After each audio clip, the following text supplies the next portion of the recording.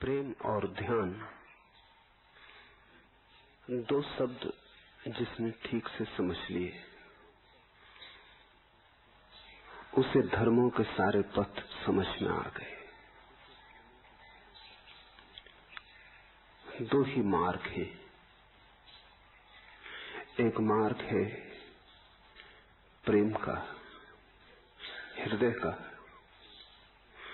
एक मार्ग है ध्यान का, बुद्धि का। ध्यान के मार्ग पर बुद्धि को शुद्ध करना है, इतना शुद्ध कि बुद्धि शेष ही न रह जाए, शून्य हो जाए।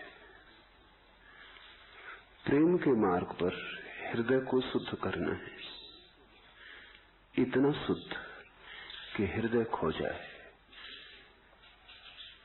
प्रेमी खो जाए। दोनों ही मार्ग से शून्य की उपलब्धि करनी है, मिटना है। कोई विचार को काट काट कर मिटेगा, कोई वासना को काट काट कर मिटेगा। प्रेम है वासना से मुक्ति, ध्यान है विचार से मुक्ति। दोनों ही तुम्हें मिटा देंगे और जहां तुम नहीं हो वहीं परमात्मा है। ध्यानी ने परमात्मा के लिए अपने शब्द गढ़े हैं, सत्य, मोक्ष, निर्वाण। प्रेमी ने अपने शब्द गढ़े।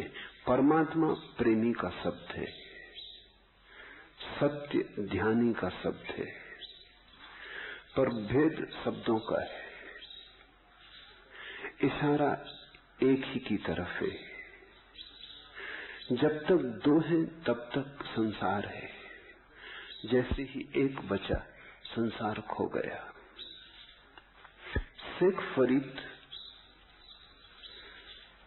प्रेम के पथिक हैं और जैसा प्रेम का गीत फरीद ने गाया है वैसा किसी ने नहीं गाया। कबीर भी प्रेम की बात करते हैं लेकिन ध्यान की भी बात करते।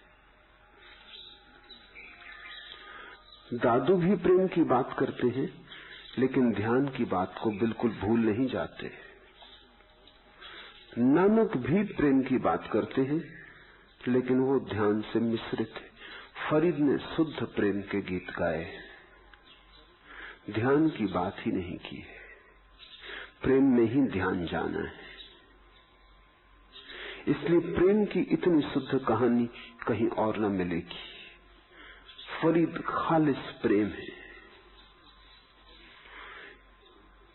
प्रेम को समझ लिया तो फरीद को समझ लिया, फरीद को समझ लिया तो प्रेम को समझ लिया। प्रेम के संबंध में कुछ बातें मार्ग सूचक होंगी, उन्हें पहले ध्यान में ले लें। पहली बात, जिसे तुम प्रेम कहते हो फरीद उसे प्रेम नहीं कहते। तुम्हारा प्रेम तो प्रेम का धोखा है, वो प्रेम है नहीं, सिर्फ प्रेम की नकल है, नकली सिक्का है। और इसलिए तो उस प्रेम से सिवाय दुख के तुमने कुछ और नहीं जाना। कल ही फ्रांस से आई एक सन्यासी मुझे रात पूछती थी कि प्रेम में बड़ा दुख है, आप क्या कहते हैं?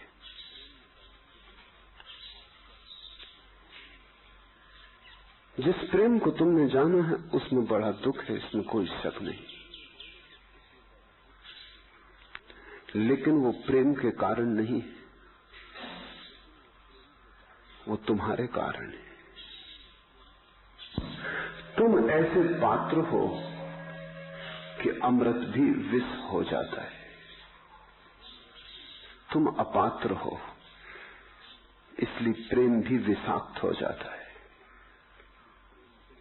फिर उसे तुम प्रेम कहोगे तो फरीद को समझना बहुत मुश्किल हो जाएगा, क्योंकि फरीद तो प्रेम के आनंद की बातें करेगा, प्रेम का नृत्य और प्रेम की समाधि और प्रेम में ही परमात्मा को पाएगा। और तुमने तो प्रेम में सिर्फ दुख ही जाना है, चिंता, कलह, संघर्ष ही जाना है। प्रेम में तो तुमने एक तरह की विकृत रुग्ण दशा ही जानी है। प्रेम को तुमने नरक की तरह जाना है। तुम्हारे प्रेम की बात ही नहीं हो रही। जिस प्रेम की फरीद बात कर रहा है वो तो तभी पैदा होता है जब तुम मिट जाते हो। तुम्हारी कब्र पर उगता है फूल उस प्रेम का। तुम्हारी राख से पैदा होता है वो प्रेम। तुम्हारा प्रेम तो अहंकार की सजावट है। तुम प्रेम में दूसरे को वस्तु बना डालते हो। तुम्हारी प्रेम की चेष्टा में दूसरे की मालकियत है। तुम चाहते हो तुम जिससे प्रेम करो वो तुम्हारी मुट्ठी में बंद हो, तुम मालिक हो जाओ। दूसरा भी यही चाहता है। तुम्हारे प्रेम के नाम पर मालकियत का संघर्ष चलता है। जिस प्रेम की फरीद बात कर रहा है वो ऐसा प्रेम है जहां तुम दूसरे को अपनी मालकियत दे देते हो, जहां तुम स्वेच्छा से समर्पित हो जाते हो, जहां तुम कहते हो तेरी मर्जी मेरी मर्जी। संघर्ष का तो कोई सवाल नहीं। निश्चित ही ऐसा प्रेम दो व्यक्तियों के बीच नहीं हो सकता। ऐसा प्रेम दो सम स्थिति में खड़ी हुई चेतनाओं के बीच नहीं हो सकता। ऐसे प्रेम की छोटी मोटी झलक शायद गुरु के पास मिले, पूरी झलक तो परमात्मा के पास ही मिलेगी। ऐसा प्रेम पति पत्नी का नहीं हो सकता, मित्र मित्र का नहीं हो सकता। दूसरा जब तुम्हारे ही जैसा है तो तुम कैसे अपने को समर्पित कर पाओगे? संदेह पकड़ेगा मन को, हजार भय पकड़ेंगे मन को। ये दूसरे पर भरोसा हो नहीं सकता कि सब छोड़ दो, कि कह सको कि तेरी मर्जी मेरी मर्जी है। इसकी मर्जी में बहुत भूल चूक दिखाई पड़ेगी। ये तो भटकाव हो जाएगा। ये तो अपने हाथ से आंखें फोड़ लेना होगा। ऐसे ही अंधेरा क्या कम है, आंखें फोड़ कर तो और मुश्किल हो जाएगी। ये तो अपने हाथ में जो छोटा मोटा दिया है बुद्धि का वो भी बुझा देना हो जाएगा। ये तो निर्बुद्धि में उतरना होगा। ये संभव नहीं है। मनुष्य और मनुष्य के बीच प्रेम सीमित ही होगा।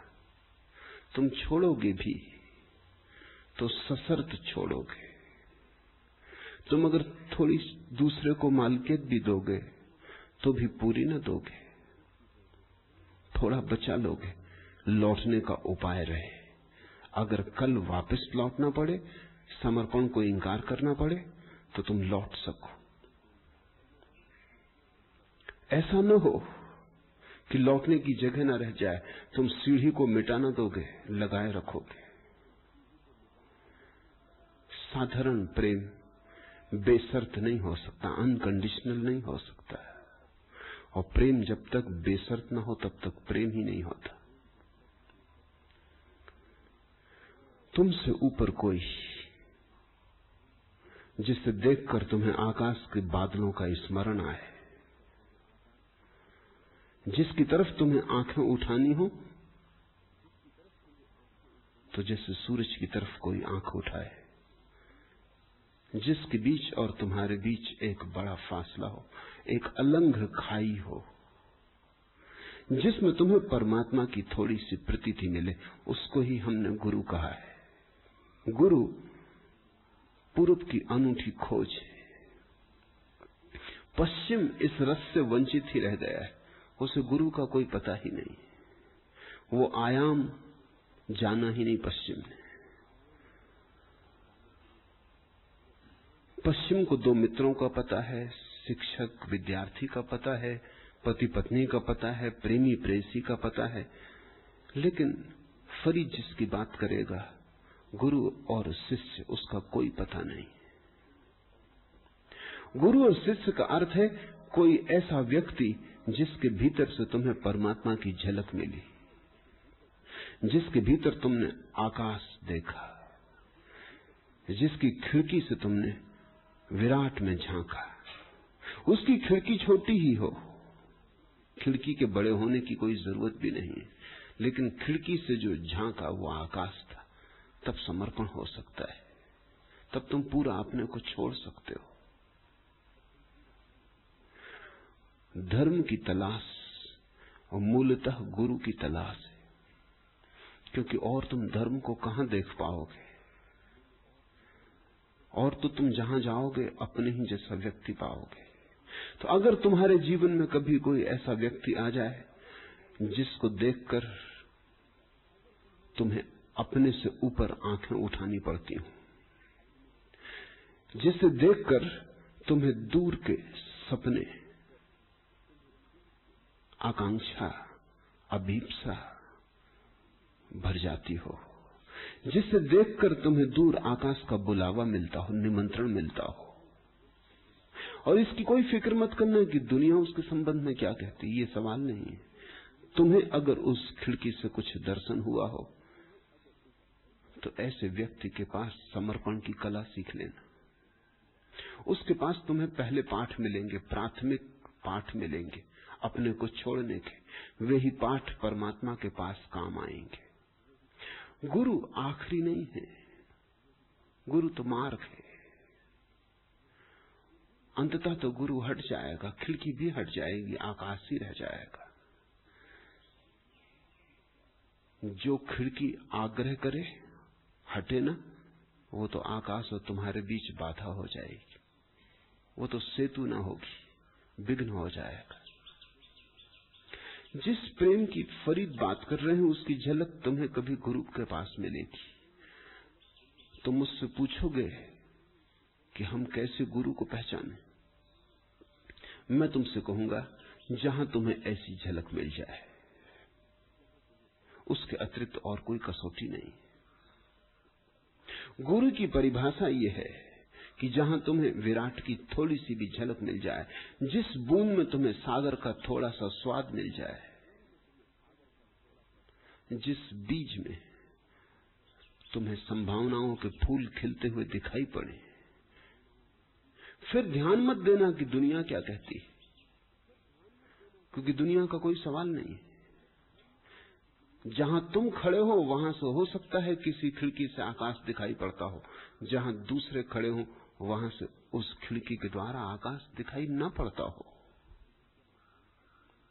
यह भी हो सकता है कि तुम्हारे ही बगल में खड़ा हुआ व्यक्ति खिड़की की तरफ पीठ करके खड़ा हो और उसे आकाश न दिखाई पड़े। यह भी हो सकता है कि किन्हीं क्षणों में तुम्हें आकाश दिखाई पड़े हो, किन्हीं क्षणों में तुम्हें ही आकाश न दिखाई पड़े। क्योंकि जब तुम ऊंचाई पर होगे और तुम्हारी आंखें निर्मल होंगी तो ही आकाश दिखाई पड़ेगा। जब तुम्हारी आंखें धूमिल होंगी, आंसुओं से भरी होंगी, पीड़ा दुख से दबी होंगी, तब खिड़की भी क्या करेगी?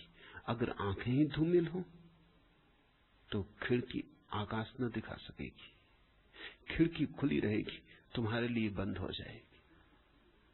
तुम्हें भी आकाश तभी दिखाई पड़ेगा जब आंखें खुली हों और भीतर होश हो। आंख भी खुली हो और भीतर बेहोशी हो तो भी खिड़की व्यर्थ हो जाएगी। तो ध्यान रखना, जिसको तुमने गुरु जाना है वो तुम्हें भी 24 घंटे गुरु नहीं मालूम होगा। कभी कभी किन्हीं ऊंचाइयों के क्षण में, किन्हीं गहराइयों के मौकों पर कभी तुम्हारी आंख, तुम्हारे बोध और खिड़की का तालमेल हो जाएगा और आकाश की झलक आएगी। पर वही झलक रूपांतरकारी है। तुम उस झलक पर भरोसा रखना, तुम अपनी ऊंचाई पर भरोसा रखना। अगर ठीक से समझो तो गुरु पर भरोसा अपने ही जीवन दशा की ऊंचाई में हुई अनुभूतियों पर भरोसा है। संदेह अपनी ही जीवन दशा की नीचाइयों पर भरोसा है। श्रद्धा अपनी ही प्रतीति की ऊंचाइयों पर भरोसा है। और तुम्हारे भीतर दोनों है। तुम कभी इतने नीचे हो जाते हो जैसे पत्थर, बिल्कुल बंद, कहीं कोई रंध्र भी नहीं रह जाती कि तुम्हें अपने से पार की कोई झलक मिले। कभी तुम खुल जाते हो जैसे खिलता हुआ फूल, और तुम्हारे पखरियों पर सूरज नाचता है, और तुम्हारे पराग से आकाश का मेल होता है। लेकिन जहां तुम्हें झलक मिल जाए, वहां से सीख लेना परमात्मा के पास, क्योंकि प्रेम की पहली खबर वहीं होगी। वहां तुम झुक सकोगे। जहां तुम झुक सको वहीं धर्म की शुरुआत है। लोग कहते हैं मंदिर में जाओ और झुको, और मैं तुमसे कहता हूं जहां तुम्हें झुकना हो जाए वहीं समझ लेना मंदिर है। जिसके पास झुकना सहजता से हो जाए, जरा भी प्रयास न करना पड़े, झुकना आनंदपूर्ण हो जाए, लड़ना न पड़े भीतर, वहां तुम्हें प्रेम की पहली खबर मिलेगी।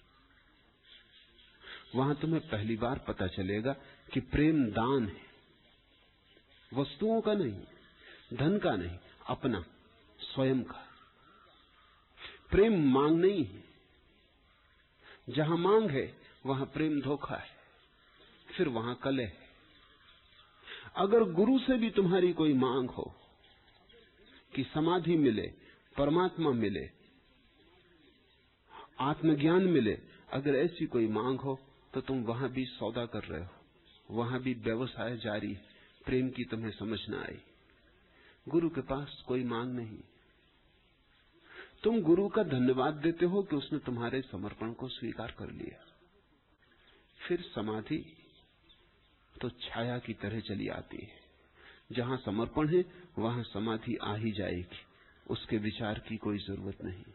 विचार किया रुक जाएगी, असंभव हो जाएगी, क्योंकि विचार से ही खबर मिल जाएगी कि समर्पण नहीं। और तुम्हारा मन इतना चालाक है, कानूनी है, गणित से भरा है कि तुम्हें पता ही नहीं रहता कि वो किस तरह के धोखा देता है। कल मैं वंदना मराठी में एक पत्रिका मेरे लिए निकालती, योगदीप, सुंदर है, उसे देखता था। उसने बड़ी मेहनत वर्षों से की और पत्रिका को बड़े मापदंड पर उठाया है। लेकिन जब से उसने निकाली पत्रिका, तब से मैं एक छोटा सा वक्तव्य उसमें हमेशा देखता हूं। उस पत्रिका में सिर्फ मेरे ही विचार वो छापती, लेकिन जहां संपादकों के नाम है वहां उसने एक पंक्ति लिख रखी है कि इस पत्रिका में प्रकाशित विचारों से संपादक की सहमति अनिवार्य नहीं। होशियारी है। मेरी विचार छापती है, मेरे लिए ही पत्रिका चलाती, लेकिन मेरे विचारों से भी संपादक की पूरी सहमति अनिवार्य नहीं। कोई मुकदमा चले, कोई झंझट हो। समर्पण भी सशर्त है, स्वीकार में भी कानून है। उलझन में पड़ने की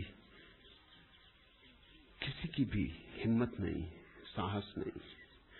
प्रेम दुस्साहस है, वो ऐसी छलांग है जिसमें तुम कल का विचार नहीं करते। जब तुम जाते हो तो तुम पूरे ही साथ जाते हो, या नहीं जाते, क्योंकि आधा आधा क्या जाना है। ऐसे तो तुम ही कटोगे और मुश्किल में पड़ोगे। जैसे आधा शरीर तुम्हारा मेरे साथ चला गया और आधा घर रह गया, तो तुम ही कष्ट पाओगे। तो मेरा कोई हर्ज नहीं है, लेकिन तुम ही दुविधा में रहोगे, या तो पूरे घर रह जाओ या पूरे मेरे साथ चल पड़ो।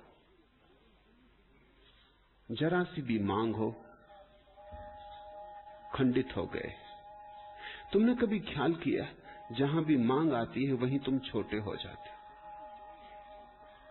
जहां मांग नहीं होती, सिर्फ दान होता है, वहां तुम भी विराट होते हो। जब तुम्हारे मन में कोई मांगने का भाव ही नहीं उठता, तब तुम में और परमात्मा में क्या फासला है। इसलिए तो बुद्ध पुरुषों ने निर्वासना को सूत्र माना कि जब तुम्हारी कोई वासना न होगी तब परमात्मा तुम में अवतरित हो जाएगा। परमात्मा तुम में छिपा ही है, केवल वासनाओं के बादलों में घिरा है। सूरज मिट नहीं गया है, सिर्फ बादलों में घिरा है। वासना के बादल हट जाएंगे, तुम पाओगे सूरज सदा से मौजूद था। गुरु के पास प्रेम का पहला पाठ सीखना, बेशर्त होना सीखना, झुकना और अपने को मिटाना सीखना, मांगना मत। मन बहुत मांग किए चला जाएगा, क्योंकि मन की पुरानी आदत है। मन भिखमंगा है। सम्राट का मन भी भिखारी, वो भी मांगता है। आत्मा सम्राट है, वो मांगती नहीं। जिस दिन तुम प्रेम में इस भांति अपने को दे डालते हो कि कोई मांग की रेखा भी नहीं होती, उसी क्षण तुम सम्राट हो जाते हो। प्रेम तुम्हें सम्राट बना देता है। प्रेम के बिना तुम भिखारी हो, वही तुम्हारा दुख है। दूसरी बात, जब फरीद प्रेम की बात करता है तो प्रेम से उसका अर्थ है प्रेम का विचार नहीं, प्रेम का भाव। और उन दोनों में बड़ा फर्क है। तुम जब प्रेम भी करते हो तब तुम सोचते हो कि तुम प्रेम करते हो। ये हृदय का सीधा संबंध नहीं होता, इसमें बीच में बुद्धि खड़ी होती। मेरे पास लोग आते हैं, वो कहते हैं हमारा किसी से प्रेम हो गया। मैं कहता हूं ठीक से कहो, सोचकर कहो।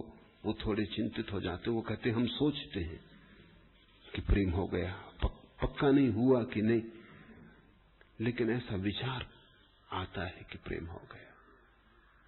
प्रेम का कोई विचार आवश्यक है? तुम्हारे पैर में कांटा गड़ता है तो तुम्हारा बोध सीधा होता है कि पैर में पीड़ा हो रही। ऐसा थोड़ी तुम कहते हो कि हम सोचते हैं कि शायद पैर में पीड़ा हो रही। सोच विचार को छेद देता है कांटा, आर पार निकल जाता है। जब तुम आनंदित होते हो तो क्या तुम सोचते हो कि तुम आनंदित हो रहे हो, या कि तुम सिर्फ आनंदित होते हो? जब तुम दुखी होते हो, कोई परिजन चल बसा, छोड़ दी दे, मरघट पर विदा कराए, जब तुम रोते हो तब तुम सोचते हो कि दुखी हो रहे हो या कि दुखी होते हो? दोनों में फर्क है। अगर सोचते हो कि दुखी हो रहे हो तो दुखी हो ही नहीं रहे। शायद दिखावा होगा, समाज के लिए आंसू भी गिराने पड़ते हैं, दूसरों को दिखाने के लिए हंसना भी पड़ता है, प्रसन्न भी होना पड़ता है, दुखी भी होना पड़ता है, लेकिन तुम्हारे भीतर कुछ भी नहीं हो रहा। लेकिन जब तुम्हारे भीतर दुख हो रहा है तो विचार बीच में माध्यम नहीं होता, ये सीधा होता है। फरीद जब प्रेम की बात करे तो याद रखना, ये सोच विचार वाला प्रेम नहीं, ये पागल प्रेम है, ये भाव का प्रेम है। और जब भाव से तुम्हें कोई बात पकड़ लेती तो तुम्हारी जड़ों से पकड़ लेती। विचार तो वृक्षों में लगे पत्तों की भांति है, भाव वृक्ष के नीचे छिपी जड़ों की भांति है। छोटा सा बच्चा भी जन्मते ही भाव में समर्थ होता है, विचार में समर्थ नहीं होता। विचार तो बाद का प्रशिक्षण, सिखाना पड़ता है, स्कूल, कॉलेज, यूनिवर्सिटी, संसार, अनुभव, तब विचार करना सीखता है। लेकिन भाव तो पहले क्षण ही से करता है। अभी अभी पैदा हुए बच्चे को भी गौर से देखो तो तुम पाओगे भाव से आंदोलित होता है। अगर तुम प्रसन्न हो और आनंद से उसे तुमने छुआ है तो वो भी पुलकित होता है। अगर तुम उपेक्षा से भरे हो और तुम्हारे स्पर्श में प्रेम की ऊष्मा नहीं है तो वो तुम्हारे हाथ से अलग हट जाना चाहता है, वो तुम्हारे पास नहीं आना चाहता। अभी सोच विचार कुछ भी नहीं है, अभी मस्तिष्क के तंतु तो निर्मित होंगे, अभी तो ज्ञान स्मृति बनेंगे, तब वो जानेगा कौन अपना है कौन पराया है। अभी वो अपना पराया नहीं जानता। अभी तो जो भाव के निकट है वो अपना है, जो भाव के निकट नहीं वो पराया है। फिर तो वो जो अपना है उसके प्रति भाव दिखाएगा, जो अपना नहीं है उसके प्रति भाव को काट लेगा। अभी स्थिति बिल्कुल उल्टी है। इसलिए तो छोटे बच्चे में निर्दोषता का अनुभव होता है। और जीसस जैसे व्यक्तियों ने कहा कि जो छोटे बच्चों की भांति होंगे वही मेरे परमात्मा के राज्य में प्रवेश कर सकेंगे। फरीद का प्रेम भाव का प्रेम है, और भाव तो तुम बिल्कुल ही भूल गए हो। तुम जो भी करते हो वो मस्तिष्क से चलता है, हृदय से तुम्हारे संबंध खो गए। तो थोड़ा सा प्रशिक्षण जरूरी है हृदय का। यहां मेरे पास लोग आते हैं, उनसे मैं कहता हूं कि थोड़ा तुम हृदय को भी जगाओ। कभी आकाश में घूमते हुए गुजरते हुए बादलों को देख के नाचो भी, जैसा मोर नाचता है। बादल घुमड़ घुमड़ कर आने लगे, ऐसे क्षण में तुम बैठे क्या कर रहे हो? बादलों ने घूंगर बजा दिए, ढोल पर थाप दे दी, तुम बैठे क्या कर रहे हो? नाचो। पक्षी गीत गाते, सुर में सुर मिलाओ। वृक्षों में फूल खिलते, तुम भी प्रफुल्लित हो। थोड़ा चारों तरफ जो विराट फैला है, जिसके हाथ अनेक अनेक रूपों में तुम्हारे करीब आए हैं, कभी फूल, कभी सूरज की किरण, कभी पानी की लहर, इससे थोड़ा भाव का नाता जोड़ो। बैठे सोचते मत रहो। इंद्रधनुष आकाश में खेले तो तुम ये मत सोचो कि इंद्रधनुष की फिजिक्स क्या है, कि प्रकाश प्रिज्म से गुजर के 7 रंगों में टूट जाता है। ऐसे पानी के कणों से गुजर के सूरज की किरणें 7 रंगों में टूट गई। इस मूर्खता में मत पड़ो, इस पांडित्य से तुम वंचित ही रह जाओगे। इंद्रधनुष का सौंदर्य खो जाएगा, हाथ में फिजिक्स की किताब रह जाएगी जिसमें कोई भी इंद्रधनुष नहीं। तुम इसके रहस्य को अनुभव करो। तुम किसी सिद्धांत से इसे समझा मत लो अपने को। इंद्रधनुष आकाश में खिला है, तुम्हारे भीतर भी इंद्रधनुष को खिलने दो। तुम भी ऐसे ही रंग बिरंगे हो जाओ। थोड़ी देर को तुम्हारी बेरंग जिंदगी में रंग उतरने दो। चारों तरफ से परमात्मा बहुत रूपों में हाथ फैलाता है, लेकिन तुम अपना हाथ फैलाते ही नहीं तो मिलन हो जाए। और यही प्रशिक्षण होगा, यहीं से तुम जागोगे और धीरे धीरे तुम्हें पहली दफे पता चलेगा भेद कि विचार का प्रेम क्या है, भाव का प्रेम क्या है। विचार का प्रेम सौदा ही बना रहता है, क्योंकि विचार चालाक है। विचार यानी गणित, विचार यानी तर्क। विचार के कारण तुम निर्दोष हो ही नहीं पाते। विचार ही तो व्यभिचार है। भाव निर्दोष होता है, भाव का कोई व्यभिचार नहीं है।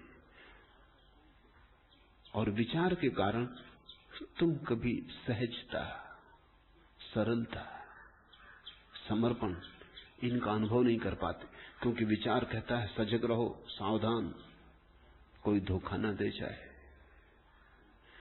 चाहे विचार तुम्हें सब धोखों से बचा ले, लेकिन विचार ही अंततः धोखा दे जाता। और भाव के कारण शायद तुम्हें बहुत खोना पड़े, लेकिन जिसने भाव पा लिया उसने सब पा लिया।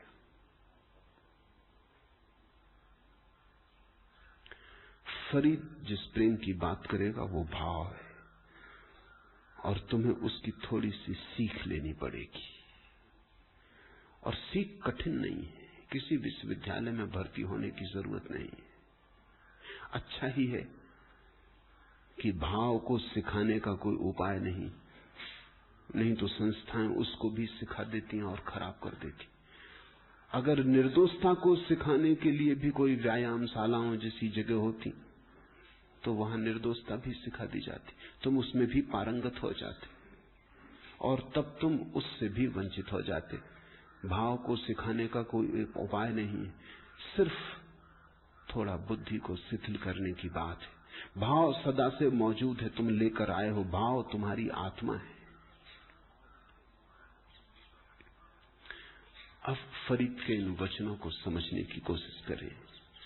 बोले शेख फरीद प्यारे अलह लगे। शेख फरीद कहता, मेरे प्यारों, अल्लाह से जोड़ लो अपनी प्रीति। बोले शेख फरीद प्यारे अलह लगे।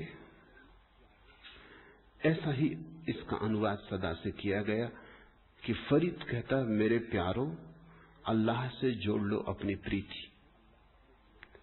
लेकिन मुझे लगता है शाब्दिक रूप से तो अर्थ ठीक है, लेकिन फरीद का गहरा इशारा चूक गया। मैं इसके अनुवाद को थोड़ा फर्क करना चाहता हूं। बोले शेख फरीद प्यारे अलह लगे। शेख फरीद कहता है, प्यारो, अल्लाह से लग जाओ।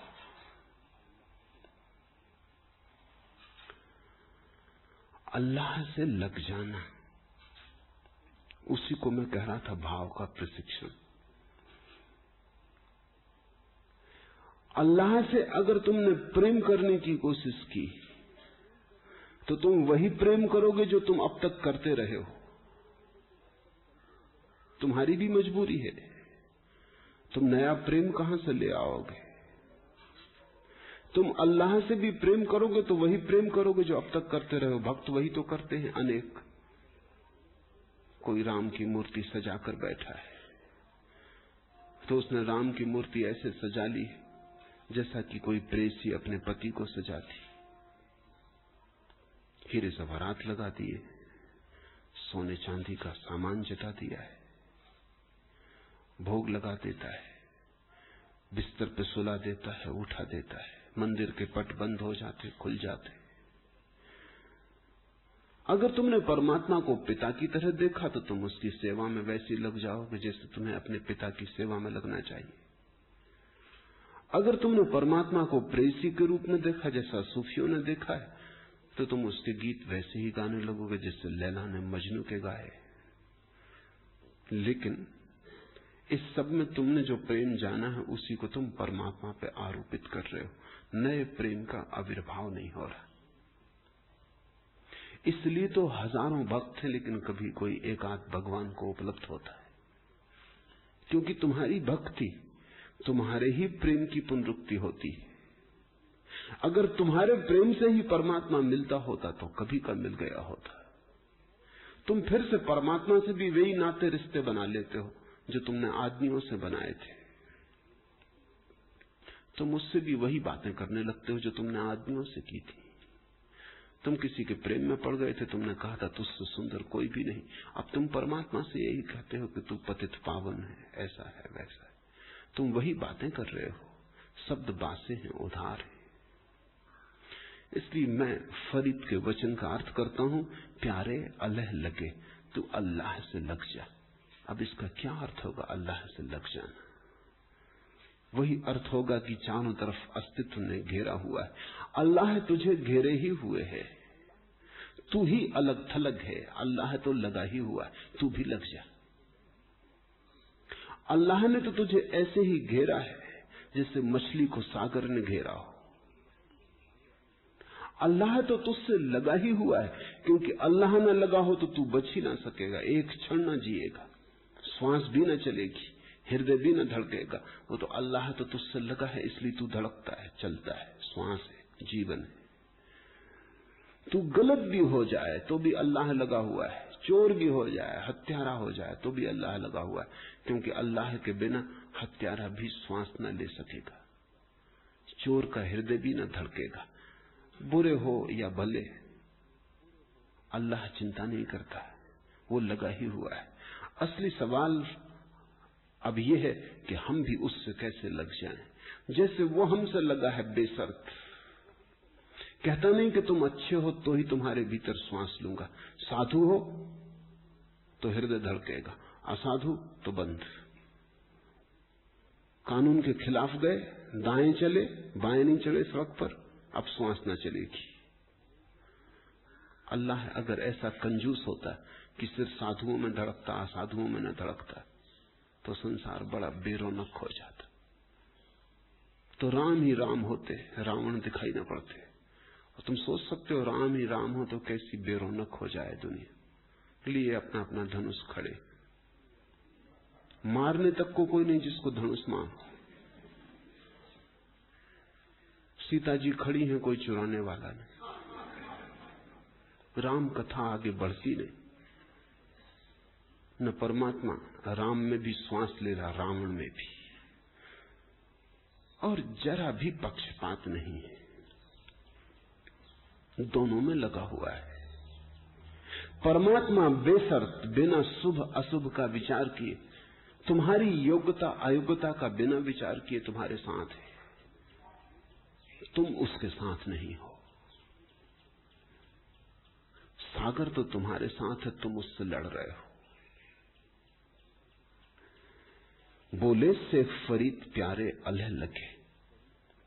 फरीद कहता है प्यारो अलह से लग जाओ, वैसे ही जैसे अल्लाह तुमसे लगा है।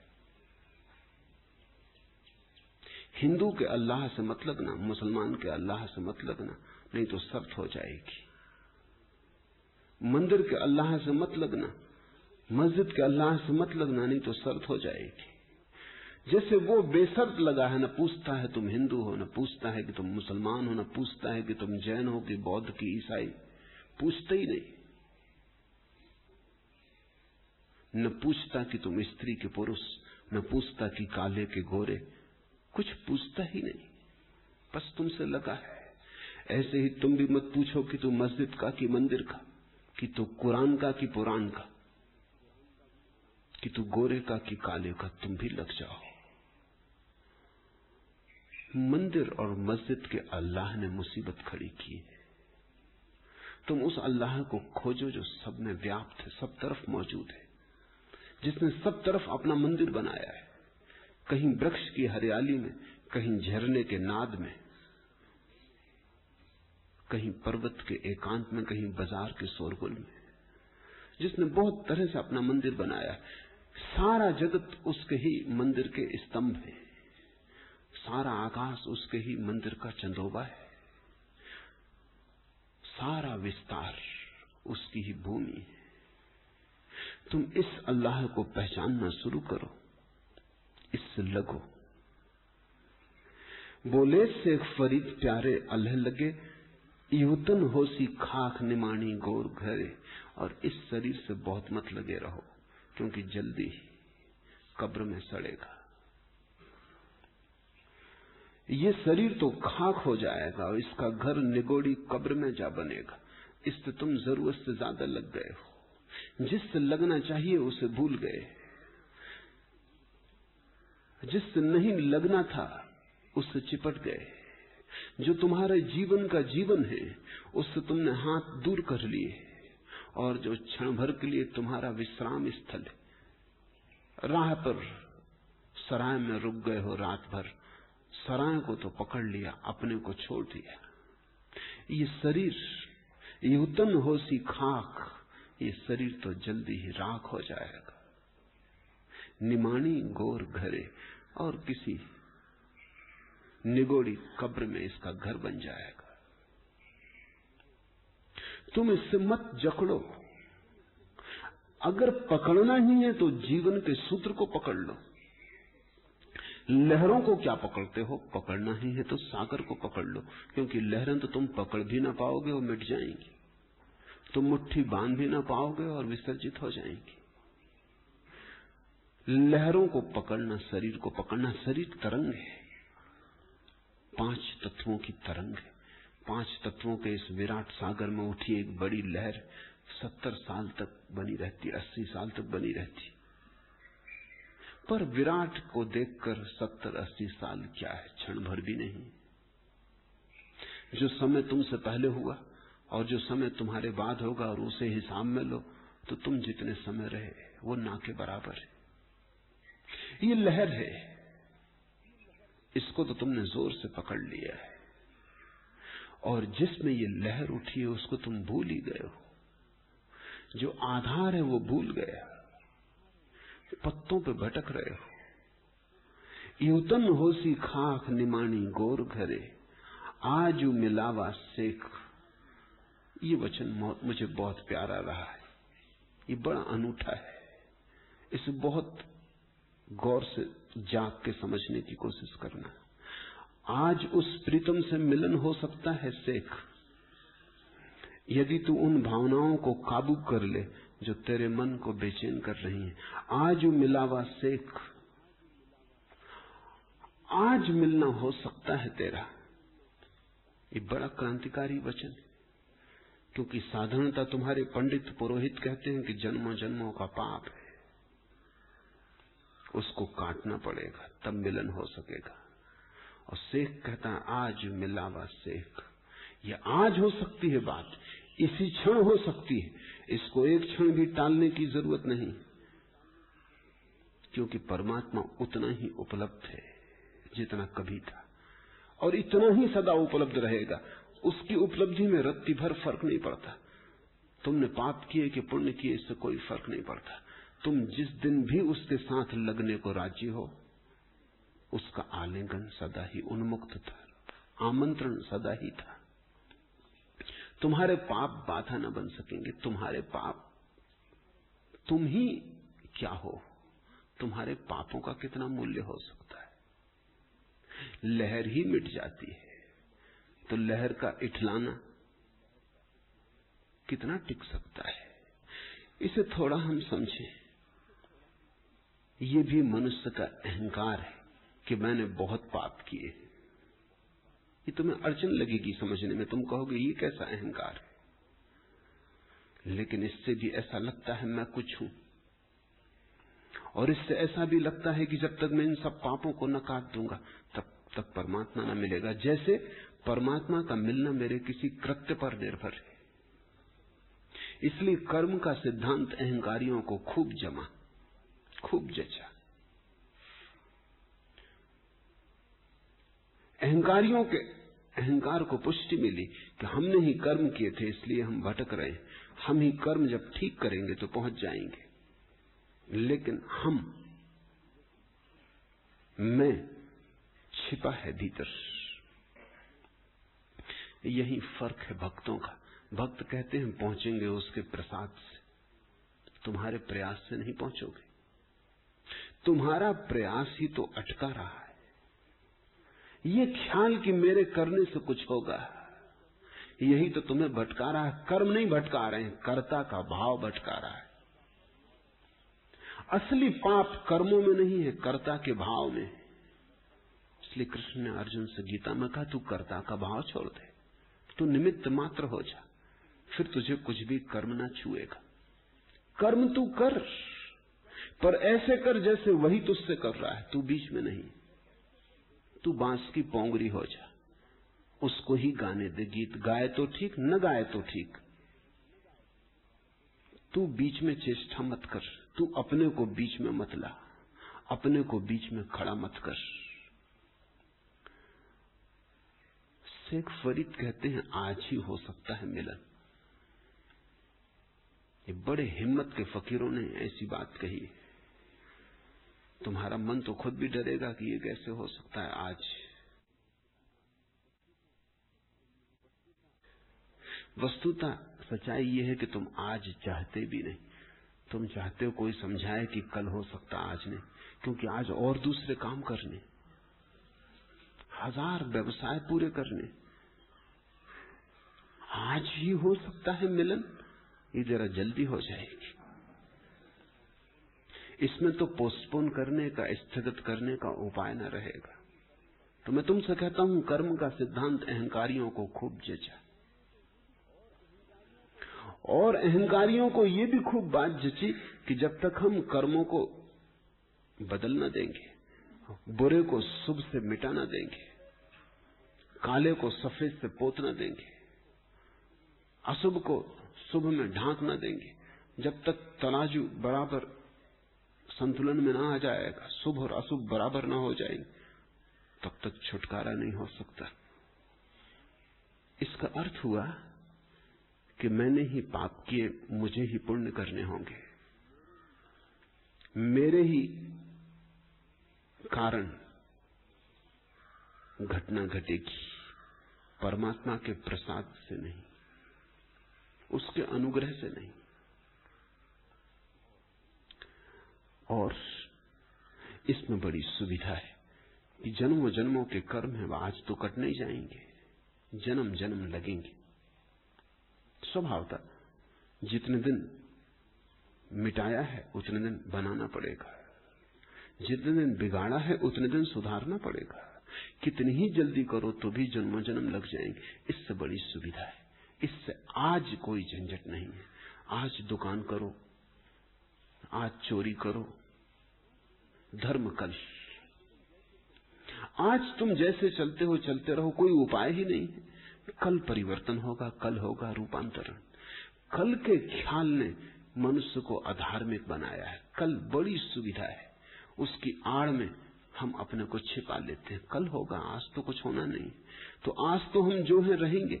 एकदम से तो कोई क्रांति हो ना जाएगी, तत्क्षण तो कुछ घट ना जाएगा, सिलसिला होगा, क्रमिक विकास होगा। विकास होते होते समय आएगा, तब कहीं घटना घटेगी। इस जन्म में तो होने वाला नहीं है। तो इस जन्म में तो जो कर रहे हो करते रहो, और थोड़ी कुशलता से कर लो। समय जितनी देर मिला है और बोलो, कहीं अगले जन्म में मुक्ति हो ही न जाए। ऐसे पूरब में जहां की पुनर्जन्म के सिद्धांत को, कर्म के सिद्धांत को बड़ी स्वीकृति मिली, अधर्म का बड़ा गहरा विस्तार हुआ। होना नहीं चाहिए था। अगर वस्तुतः लोगों ने इसलिए स्वीकार किया था पुनर्जन्म का सिद्धांत कि वे धार्मिक थे, तो पूरब में क्रांति हो जानी चाहिए थी, पूरब में सूर्योदय हो जाता। नहीं हुआ। पूरब जितना बेईमान है, पश्चिम में भी उतने बेईमान आदमी नहीं पाए जाते। और पूरब जितना अनैतिक है और जितना भ्रष्ट है, वैसी भ्रष्टाचार और वैसी अनैतिकता भी कहीं नहीं पाई जाती। नास्तिक से नास्तिक और भौतिकवादी से भौतिकवादी मुल्कों में भी ऐसी अनीति नहीं है। कारण क्या होगा? पूरब के पास सुविधा है, हम टाल सकते हैं, उनके पास सुविधा नहीं है। यही जीवन सब कुछ है। अच्छे होना है तो यही जीवन है, बुरे होना है तो यही जीवन। हमारे पास बहुत जीवन है, हमें कोई जल्दी नहीं।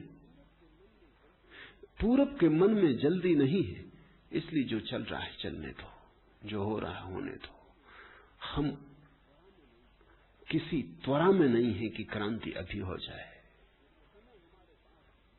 समय हमारे पास जरूरत से ज्यादा है। आज नहीं होगा, कल होगा, कल नहीं होगा, परसों होगा। हमें बड़ा धीरज, धीरज आड़ बन गई है। जहां जहां धीरज ज्यादा हो जाता है, वहां क्रांति असंभव हो जाती। अगर तुम्हें आज पता चल जाए कि आज ही हो सकती है ये बात, तो फिर तुम्हें दोष अपने को ही देना पड़ेगा। फिर तुम्हें साफ कर लेना होगा कि अगर टालना है तो तुम टालते हो, स्थगित करना है तुम स्थगित करते हो। परमात्मा आज राजी था, तब तुम्हें बड़ी बेचैनी होगी, तब तुम्हें कोई भी सांत्वना का उपाय न रह जाएगा। इसलिए फरीद का वचन मैं कहता हूं बड़ा क्रांतिकारी है। आजू मिलावा सेख, आज हो सकता है मिलना सेख। देर उसकी तरफ से नहीं है। हमारे मुल्क में कहावत है, देर है अंधेर नहीं। मैं तुमसे कहता हूं, न देर है न अंधेर है। उसकी तरफ से कुछ नहीं, तुम्हारी तरफ से दोनों। उसकी तरफ से ना तो देर है और ना अंधेर है, तुम्हारी तरफ से देर भी है और इसीलिए अंधेर है। देर के आधार से ही अंधेर है। टालने की सुविधा है तो आज जैसी भी स्थिति है ठीक है, कल सब ठीक हो जाएगा। कल के सपने के आधार पर तुम आज के गंदे यथार्थ को टालते चले जाते हो।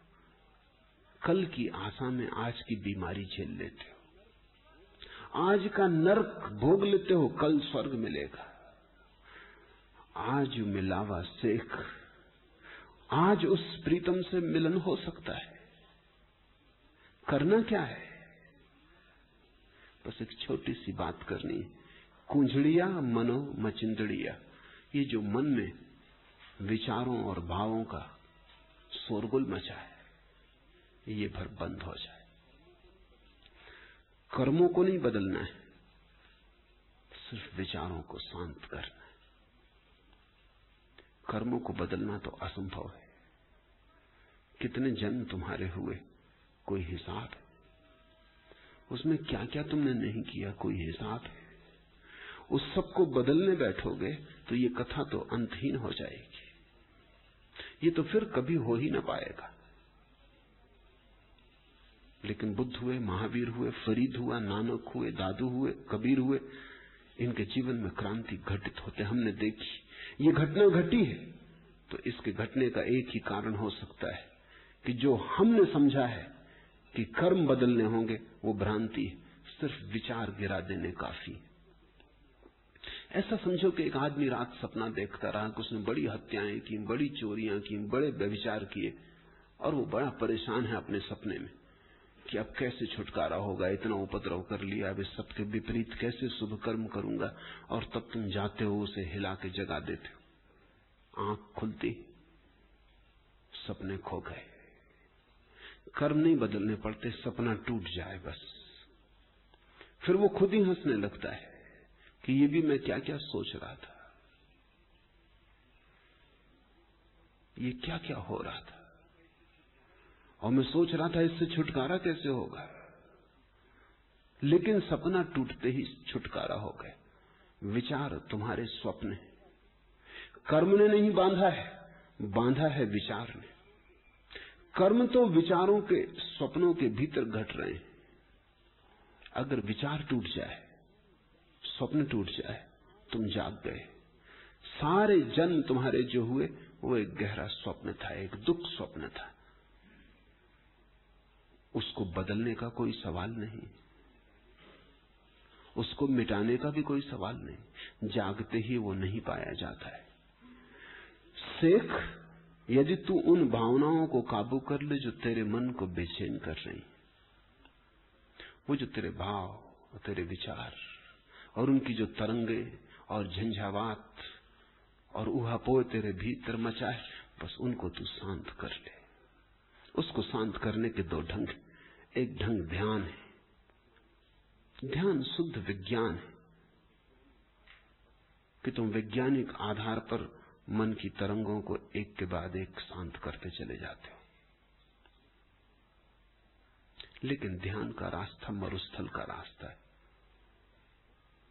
वहां छायादार वृक्ष नहीं, मरुद्यान नहीं, वहां चारों तरफ फूल नहीं खिलते और हरियाली नहीं, पक्षियों के गीत नहीं गूंजते। अंतहीन रेत का विस्तार है, तप्त उत्तप्त। ध्यान का मार्ग सूखा है, गणित का है। दूसरा मार्ग है प्रेम का, कि तुम इतने प्रेम से भर जाओ कि तुम्हारे जीवन की सारी ऊर्जा प्रेम बन जाए। तो जो ऊर्जा भावना बन रही थी, विचार बन रही थी, तरंगें बन रही थी, वो खिंच आए और सब प्रेम में नियोजित हो जाए। इसलिए तो बड़े वृक्ष के नीचे अगर तुम छोटा वृक्ष लगाओ तो पनपता नहीं, क्योंकि बड़ा वृक्ष सारी रस को खींच लेता भूमि से, छोटे वृक्ष को रस नहीं मिलता।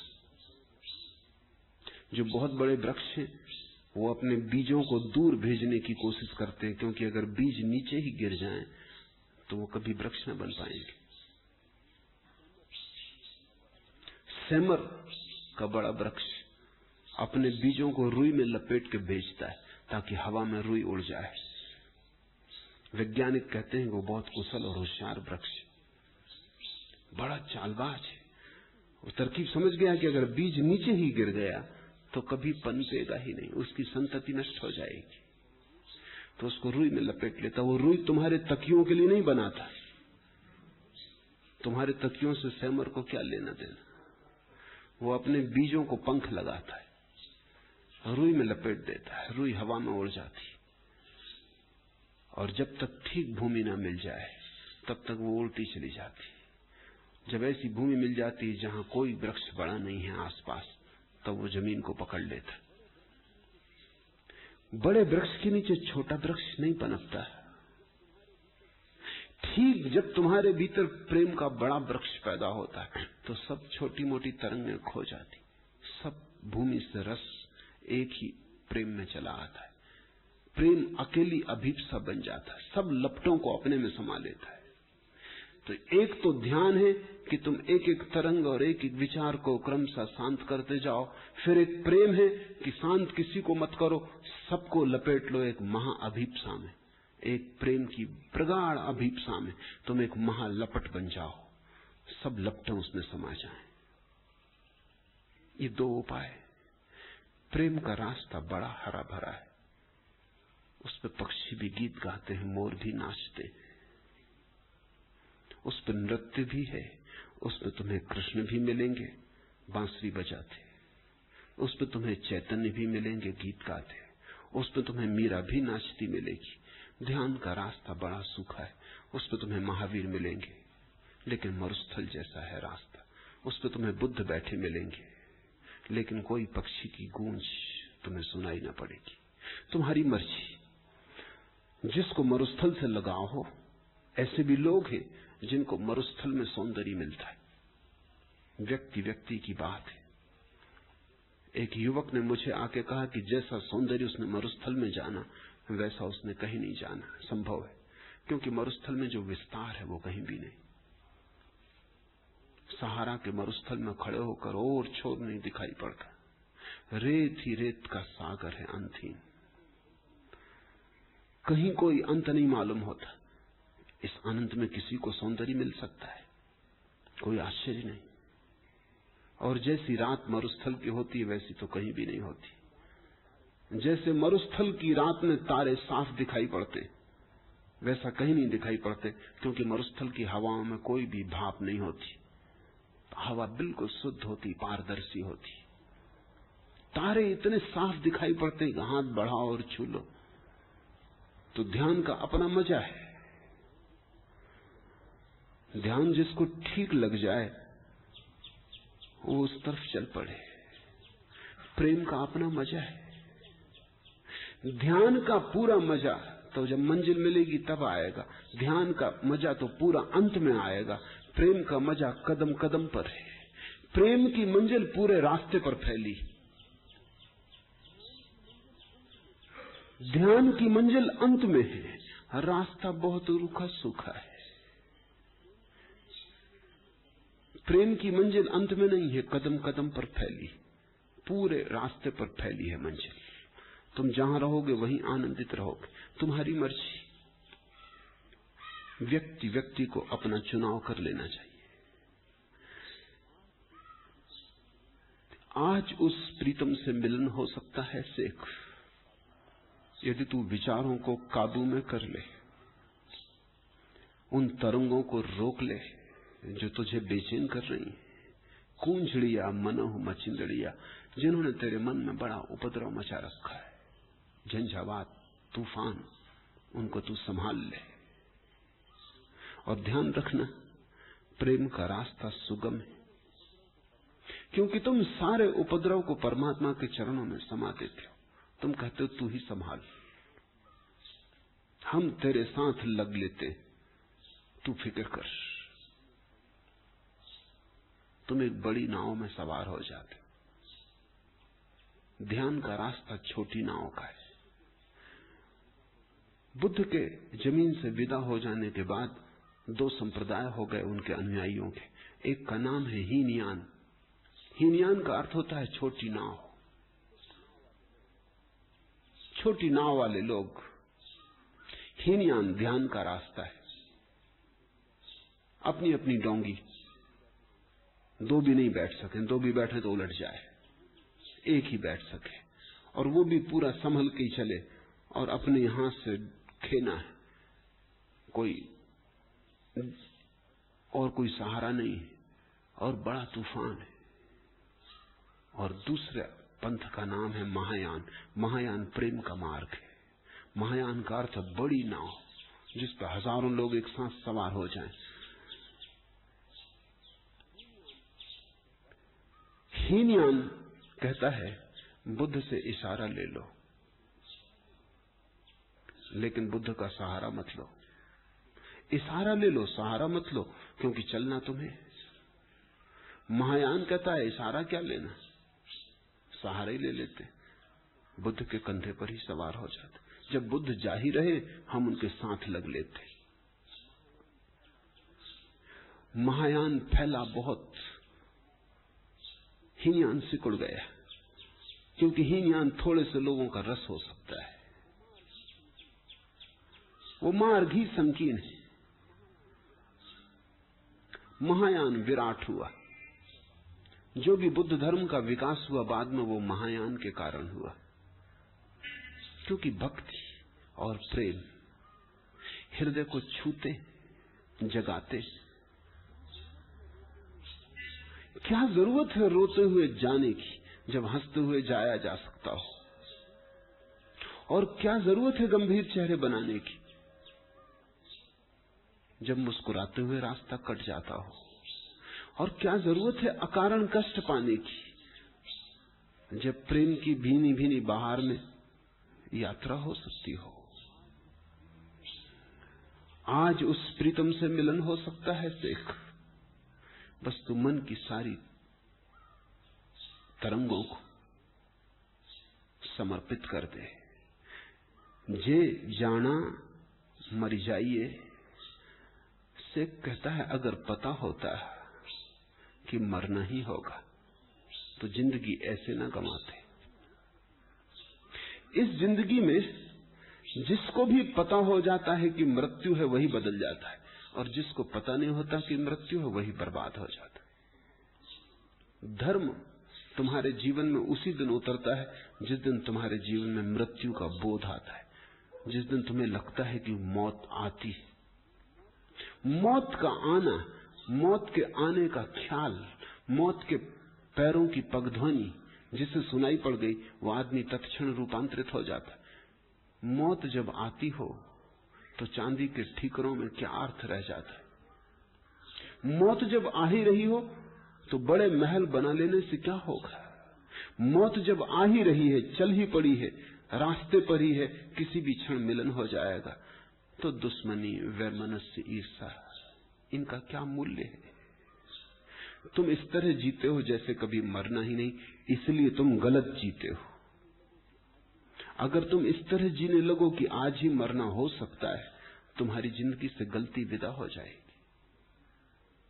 गलती के लिए समय चाहिए, गलती के लिए सुविधा चाहिए। थोड़ा सोचो, आज अचानक तुम्हें खबर आ जाए कि बस आज सांझ विदा हो जाएगी, तो आज तुमने सोचा था किसी की हत्या कर देने का, क्या करोगे? बजाय हत्या करने के तुम जाकर उसको गले लगा लोगे, कहोगे कि भाई जा रहे हैं, अब कोई सवाल ही न रहा, अब झगड़ा ही क्या, विदा होने का वक्त आ गया, तुम खुश रहो, आबाद रहो, हम तो जाते। किसी की चोरी करने की तैयारी पर ही थे कि जेब काटने को ही थे, अब क्या जेब काटनी? अब तुम उल्टा मन होगा कि अपनी जेब भी उसी को दे दो, क्योंकि तुम अब जाने का वक्त आ गया। इंच इंच जमीन के लिए लड़ रहे थे, अब कोई अड़चन न रही, क्योंकि जमीन मरे हुए को तो सम्राट को भी उतनी ही मिलती है, भिखारी को भी उतनी ही मिलती। 6 फीट जमीन काफी हो जाती।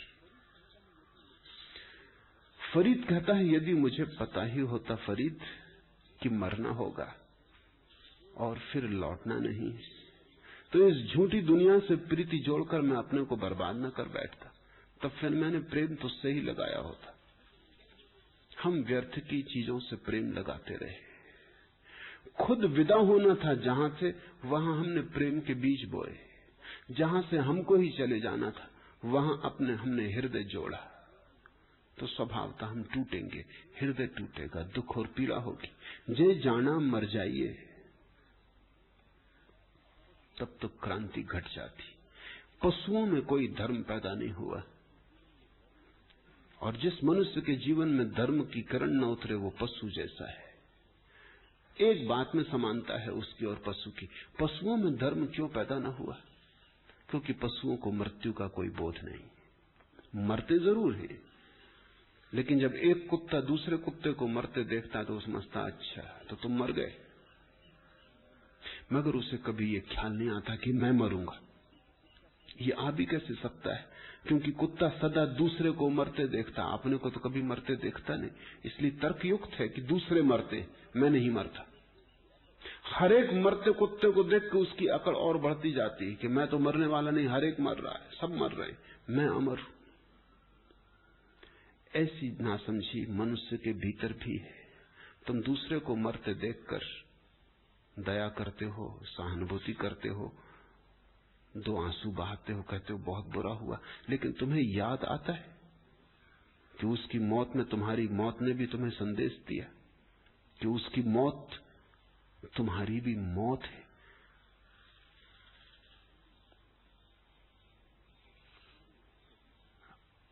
एक अंग्रेज कवि ने लिखा है, उसके गांव का नियम कि जब कोई मर जाता है तो चर्च की घंटियां बजती।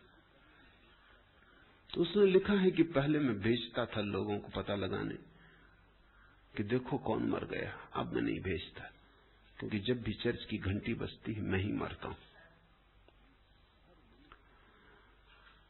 हर मनुष्य की मौत मनुष्यता की मौत है। हर मनुष्य की मौत में तुम्हारी मौत घटती है। अगर ये दिखाई पड़ने लगे तो तुम क्या ऐसे ही रहोगे जैसे अब तक रहे हो? इन्हीं खेल खिलौनों से खेलते रहोगे? इन्हीं व्यर्थ की चीजों को इकट्ठा करते रहोगे? या बदलोगे? मौत बदल देगी, झकझोर देगी, सपना तोड़ देगी। जे जाना मर जाइए, पता होता कि मर जाना है तो कभी के बदल गए होते। फरीद तुमसे कह रहा है, उसे तो पता ही है, वो तुमसे कह रहा है कि जागो। जैसे तुमने जीवन समझा है वो जीवन नहीं है, वो मरने की लंबी प्रक्रिया है। जीवन कहीं और है जहां तुमने खोजा ही नहीं। जीवन तो परमात्मा के साथ है। बोले शेख फरीद प्यारे अलह लगे, उसके साथ मरना कभी नहीं होता। संसार के साथ जो जुड़ता है वो बार बार मरता है, क्योंकि ये टूटेगा ही संबंध। ये नदी नाव संयोग, ये कोई थिर रहने वाली बात नहीं है।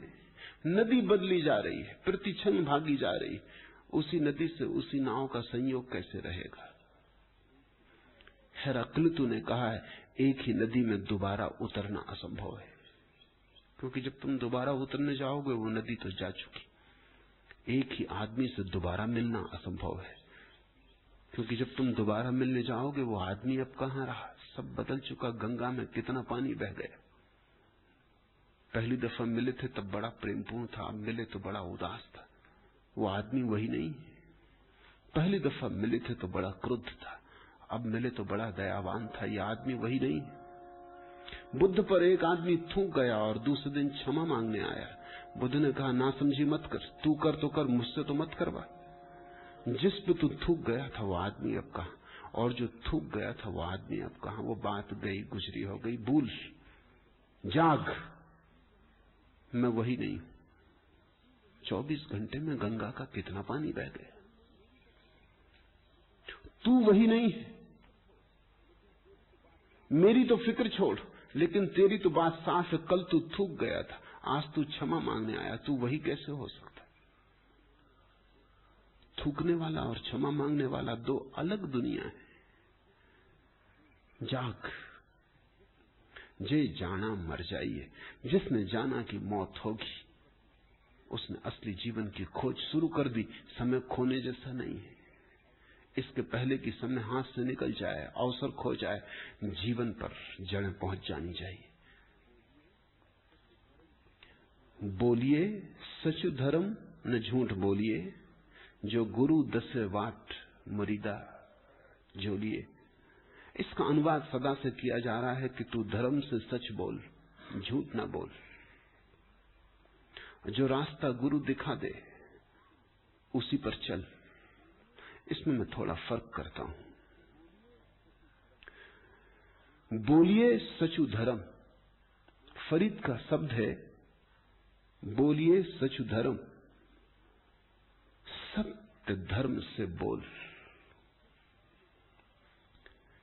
सत्य से बोल। सच धर्म का अर्थ होता है स्वभाव से बोल।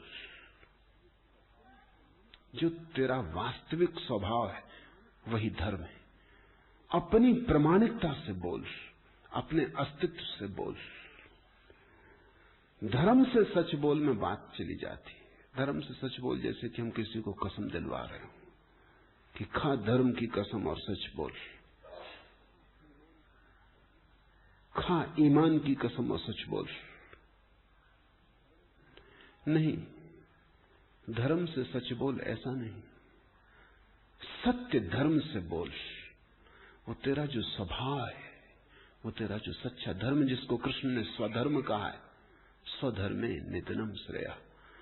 तू वहां से बोल जो तू है, तू अपनी वास्तविकता से बोल। ये दोनों अलग बातें। धर्म से सच बोलने का मतलब यह है कि झूठ मत बोल, जैसा तूने जाना हो वैसा बोल, तथ्य बोल। और आज मैं कहूं वो है तू अपनी वास्तविकता से बोल। तथ्य की फिक्र मत कर, सत्य बोल, क्योंकि बहुत बार सत्य तथ्य के विपरीत होता है। बहुत बार तथ्य बोलने से सत्य नहीं बोला जाता। बहुत बार तुम बोलते हो बिल्कुल फैक्चुअल होता है, तथ्यगत होता है, लेकिन सत्य नहीं होता, क्योंकि तुम्हारी वास्तविकता से नहीं बोला गया होता। ऐसा समझो, हिंदू मुसलमानों का दंगा हो रहा है। एक हिंदू ने भी दंगा देखा, एक मुसलमान ने भी दंगा देखा। दोनों अदालत के सामने वक्तव्य देते हैं। देखेगा जो मुसलमान ने देखा ही नहीं, मुसलमान कुछ और देखेगा जो हिंदू ने देखा ही नहीं। दोनों तथ्य बोल रहे हैं। न तो हिंदू झूठ बोल रहा है, न मुसलमान झूठ बोल रहा है। हिंदू भी वही बोल रहा है जो उसने देखा, लेकिन सवाल तो यह कि देखने में ही व्याख्या हो जाती। अगर हिंदू देख रहा है तो व्याख्या तो वही हो गई। कुछ चीजें हिंदू देख ही नहीं सकता, वो हिंदू होने के कारण असंभव है, और कुछ चीजें मुसलमान नहीं देख सकता, वो मुसलमान होने के कारण असंभव है। जैसे समझो कि किसी ने कुरान जला दी, तो मुसलमान के तो प्राण जला दी। हिंदू के लिए एक किताब वो जला दी, इसमें झगड़ा झांसा क्या है, इसमें क्या बिगड़ रहा, दूसरी खरीद लो बाजार से। 1 रुपए की रद्दी जलाई है, हम मुसलमान की आत्मा जलाती। जब किसी हिंदू की मूर्ति तोड़ी जाती तो मुसलमान के लिए पत्थर है,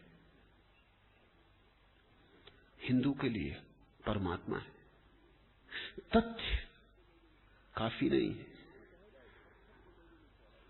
मुसलमान कहेगा एक पत्थर को लोगों ने तोड़ा, उसके लिए इतना उपद्रव मचाने की कोई जरूरत ना थी, लोगों ने व्यर्थ शोरगुल मचाया, हत्या की, ये सब अकारण है, एक पत्थर तोड़ा था। हिंदू कहेगा हमारे परमात्मा पर हमला हो गया, हम पे हमला हो, फिर जो भी हुआ वो कुछ भी नहीं है उसके मुकाबले। तथ्य तो तुम्हारी आंख से तथ्य बनता है, तुम्हारी दृष्टिकोण उसमें सम्मिलित हो गया। मैं किसको कहूंगा सच? मैं दोनों को सच नहीं कहूंगा, क्योंकि जब तक तुम हिंदू हो तुम सच नहीं हो सकते, जब तक तुम मुसलमान हो तुम सच नहीं हो सकते, क्योंकि तुमने कुछ धारणाएं पहले से ही मान ली जो तुम्हें सच न होने देंगी। तुम जब न हिंदू की तरह बोलोगे न मुसलमान की तरह बोलोगे, जब तुम एक शुद्ध चैतन्य की तरह बोलोगे, तब तुम सच धर्म से बोले, तब तुम अपनी वास्तविकता से बोले, तब तुमने न तो हिंदू के ढंग से कहा न मुसलमान के ढंग का। और ये बड़ी अलग बात है, ये बड़ी भिन्न बात है। तथ्यों की बहुत फिक्र मत करना, सत्यों की फिक्र करना, क्योंकि तथ्य तो आदमी का मन ही निर्मित करता है। असली सवाल उस सत्य के खोज का है जो आदमी का बनाया हुआ नहीं, परमात्मा का बनाया हुआ है। सत्य वो है जो परमात्मा के द्वारा है, तथ्य वो है जो हमारी व्याख्या है। तो व्याख्याएं तो बड़ी अलग अलग होती। मुल्ला नसरुद्दीन का एक मित्र है, मित्र भी और शत्रु भी, क्योंकि दोनों कवि हैं, और बड़ा वैमनस्य और बड़ी ईर्ष्या है। और जैसा कवियों की आदत होती, एक दूसरे ने डींग मारना शुरू कर दी। मित्र ने कहा कि वर्षों बाद मिले, नसरुद्दीन तुम्हें पता भी ना होगा, मेरे कविताओं को पढ़ने वालों की संख्या दुगनी हो गई। नसरुद्दीन ने कहा हद हो गई, मुझे पता ही न चला कि तुम्हारा विवाह हो गया। वो कह रहा है कि मेरे पढ़ने वालों की संख्या दुगनी हो गई। नसरुद्दीन कह रहा है मुझे पता ही नहीं चला कब तुम्हारा विवाह हो गया, क्योंकि और तो कोई उपाय नहीं तुम्हारे पढ़ने वाले दुगने हो जाएं। तुम अकेले पढ़ने वाले थे, अब औरत और पढ़ती होगी, इसके बाद तो कोई तुम्हारी कविता कोई और पढ़ेगा। आंकड़े, इसलिए वो आंकड़ों में बात करती हैं, वो झूठ बोलने के ढंग। 1917 में रूस में क्रांति हुई। साल भर बाद एक छोटे गांव के संबंध में अखबार में खबर छपी कि वहां शिक्षा दोगुनी हो गई। अब ये आंकड़ा बड़ा है, लेकिन हुआ कुल इतना था कि उस स्कूल में एक ही मास्टर था और एक ही विद्यार्थी था। अब 2 विद्यार्थी हो गए थे। शिक्षा दोगुनी हो गई, 100% बढ़ गई। आंकड़े बड़े झूठ बोलते हैं। राजनीतिक भली भांति जानते हैं कैसे आंकड़ों का उपयोग करना। तुम्हें समझ में ना आएगा। उनके आंकड़े तुम देखो, तुम मुल्क और तुम देखो तो कुछ और ही दुनिया है उनके आंकड़ों की, और उनके आंकड़ों में घिरे वो बैठे रहते और हिसाब लगाते रहते। नीचे असलियत बड़ी और है। आंकड़े असलियत को छिपाते हैं, उघाड़ते नहीं। तथ्य तो तुम्हारी व्याख्या है, तुम्हारा धारणा उसमें समाविष्ट हो गई। सत्य निर्धारणा होकर देखी गई बात है। फरीद के वचन का मैं अर्थ करता हूं, बोलिए सच धर्म। तुम्हारी सच्चाई से, तुम्हारे अस्तित्व से, तुम्हारे स्वभाव से, तुम्हारे धर्म से बोलो। ये संभव होगा जो गुरु दसे वाट मुरीदा जोगी, तभी ये संभव होगा कि गुरु जो राह दिखाएगा तुम उस पर चल सकोगे, उसके पहले नहीं। क्योंकि उसके पहले तो गुरु जो रास्ता बताएगा उसमें भी तुम अपनी धारणा से हिसाब लगाओगे। ये मेरा रोज का अनुभव है। मैं कहता कुछ हूं, लोग करते कुछ है, और उनसे मैं पूछता हूं, वो कहते हैं आपने ही तो कहा था। तब मैं गौर करता हूं तो मैं पाता हूं कि उन्होंने कहां होशियारी की। जो मैं कहता हूं उसमें से कुछ चुन लेते हैं। कभी कभी ऐसा भी हो सकता है कि वो कुछ पूरे के विपरीत हो। कुरान में एक वचन है,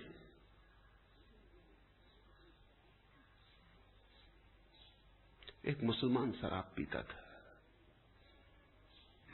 मौलवी ने उसे कहा, पागल, तू सदा मस्जिद आता है, सदा मेरी बात सुनता है, 1000 बार तूने सुना होगा ये वचन कि तू शराब पियो नरक में सड़ाया जाएगा, फिर भी तू पिए चला जा रहा, तुझे होश नहीं आया। उसने कहा, मैं अभी आधे वचन को ही पूरा करने में समर्थ हूं। तू शराब पी, अभी बाकी वचन सामर्थ्य नहीं, धीरे धीरे। कभी कभी अंश पूरे के विपरीत हो सकता है, कभी कभी खंड समग्र के विपरीत हो सकता है, क्योंकि समग्र बड़ी और बात है। तो मैं देखता हूं कि कहूं कुछ प्रामाणिकता से ही बदलने को नहीं राजी हो, तब तक कोई तुम्हें बदल ना सकेगा। क्योंकि तुम्हें कोई कैसे बदलेगा जब तुम ही बदलना ना चाहते हो। अगर तुम ही अपने साथ खेल खेल रहे हो, अपने को ही धोखा देने में लगे हो, तो तुम्हें कोई भी नहीं जगा सकता। सोए को कोई जगा दे, वो जागा हुआ कोई आंख बंद किए पड़ा है, उसको तुम कैसे जगाओगे? वो जागना ही नहीं चाहता।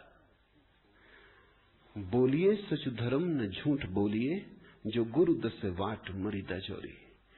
और फिर जो गुरु राह बता दे उसे सुनना अपनी वास्तविकता में, उसे सुनना अपनी धारणाओं को हटाकर, उसके इशारे को पहचानने की कोशिश करना उसकी तरफ से, अपनी तरफ से नहीं। क्योंकि तुम गलत हो, तुम जो व्याख्या करोगे वो गलत होगी, तुम जो मतलब निकालोगे वो तुम्हारा अपना होगा। वो जो कहता है उसे ठीक से सुन लेना, अपने मन को अलग हटा के किनारे रखकर। प्रेमी के रास्ता पार कर लेने पर प्रीतिमा को हिम्मत बंध जाती। और जैसे जैसे तुम गुरु की बात मान के चलोगे, गुरु की आंखों में तुम्हें दिखाई पड़ने लगेगा कि तुम्हारे संबंध में आस्था और आश्वासन आने लगा।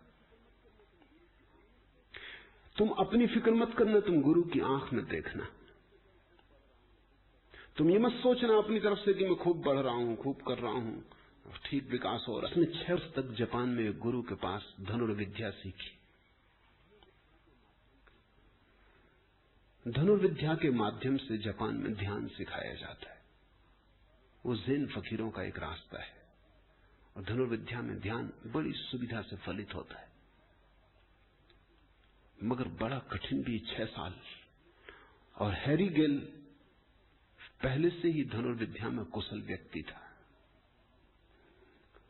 तो उसने सोचा था कि साल 6 महीने में सब सीख के लौट आऊंगा। 3 साल बीत गए, कुछ भी हल नहीं होता। और गुरु कुछ असंभव मालूम होता है, क्योंकि वो बातें ऐसी कहता है जो हैरी गेल के पकड़ में नहीं आती। पहली तो बात वो ये कहता है कि लक्ष्य भेद अब ठीक टूटा कि नहीं, वो सवाल है। ठीक तो कभी कभी ऐसे भी लग जाता है, अंधेरे में भी लग जाता है। ठीक तो तकनीकी ढंग से भी लग जाता है। अगर कोई आदमी ने टेक्निक सीख लिया तो तीर लग जाता है जाके। ये सवाल नहीं है ध्यान कहां घटित होगा। तुम्हारे भीतर जब तीर छूटता है उस क्षण का सवाल है। उस क्षण ध्यान में छूटता है तो लगे या ना लगे। अगर ध्यान में न छूटा, विचारणा में छूटा, तो लग भी जाए बेकार। 3 साल बाद हैरी गेल को लगा मैं सिर बचा रहा हूं इस आदमी के साथ, क्योंकि तीर का मतलब होता है लगना चाहिए। पश्चिम का सोचने का ढंग ये कि जब तुम तीर सीख रहे हो तो उसकी कुल अर्थ इतना है कि कितनी पता नहीं। और दूसरी बात गुरु ने कही कि जब तुम तीर चलाओ तो तुम्हें नहीं चलाना चाहिए, वो चला है परमात्मा। तुम तो सिर्फ तीर लेके खड़े रहो। उसने कहा ये बिल्कुल पागलपन हो गया। वो कौन है, वो कहां से चलाएगा? मैं नहीं चलाऊंगा तो तीर कैसे चलेगा? और गुरु कहता चलेगा। और गुरु जब चलाता है तो हैरी गेल भी देखता है कि बात तो ठीक कहता है। जब वो तीर खींचता है तो हैरी गेल ने जाके उसकी मसल टटोल के देखी, उसकी मसल पे जोर नहीं, जो क्यों होना चाहिए। इतनी बड़ी प्रत्यंचा को वो खींच रहा है। मसल ऐसे जैसे छोटे बच्चे की हो, उसमें मसल है ही नहीं, कहीं कोई तीर खींचने का तनाव नहीं चेहरे पे। और जब तीर छूटता है तो ऐसे ही छूटता है जैसे कि वो गुरु उसको जिस ढंग से समझाता है वो प्रतीक उसको भी ठीक लगता है। जापान में बांसों का बड़ा प्रेम है और गुरु कहता है जैसे बांस की शाखा पर बर्फ पड़ जाती तो बांस उसे झकझोरता थोड़ी है, बांस वजन में झुक जाता, झुकता जाता। एक घड़ी आती बर्फ खुद ही सरक जाती, फिर बांस अपनी जगह उठ के खड़ा हो जाता। ऐसा ही तीर तुम खींच के खड़े रहो। एक घड़ी आती तीर अपने से छूट जाता है जैसे बर्फ सरक जाती है।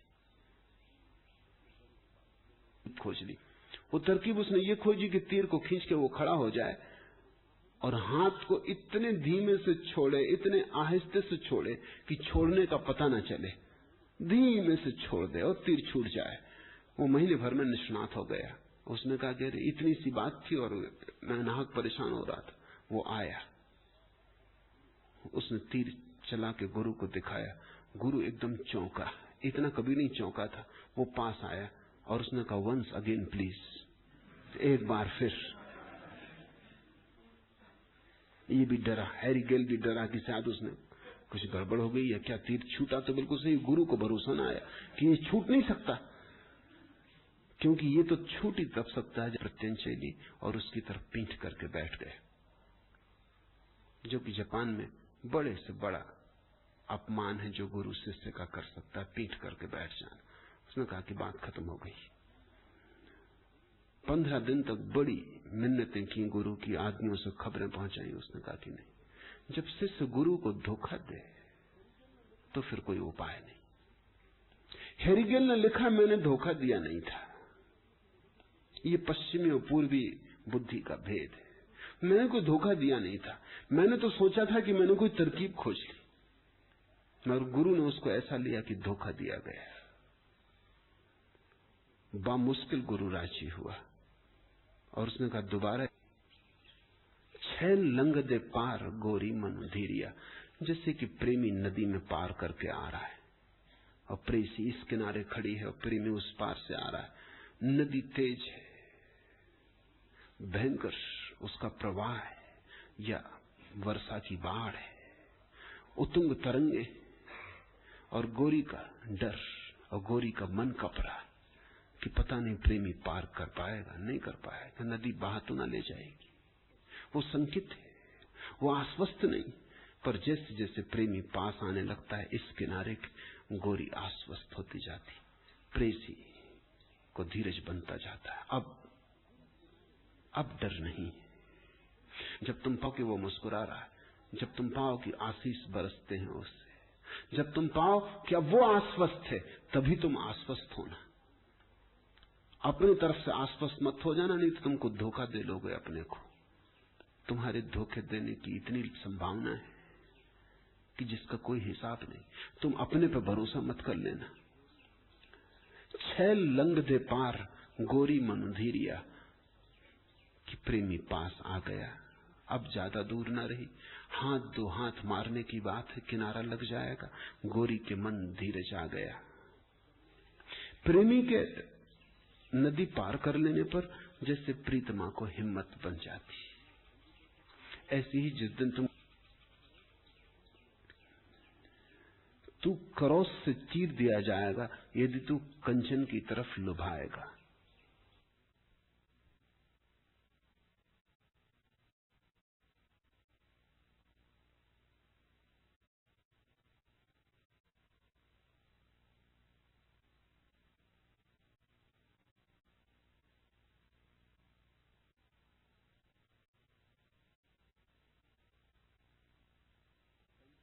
धरो, सोचते हो कि जब तक पीठ दिख, कंचन वने पासे कलवत चीरिया, और प्रेम के जगत में एकमात्र ही भटकाव है, वो धन है।